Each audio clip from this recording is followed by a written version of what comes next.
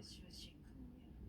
んだ。あとは自分でやる。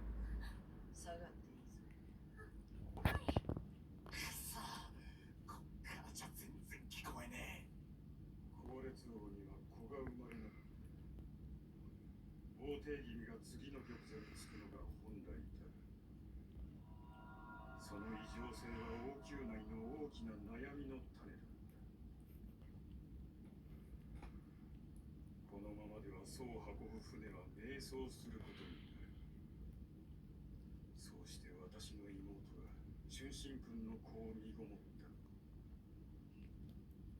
その子を王の子とするの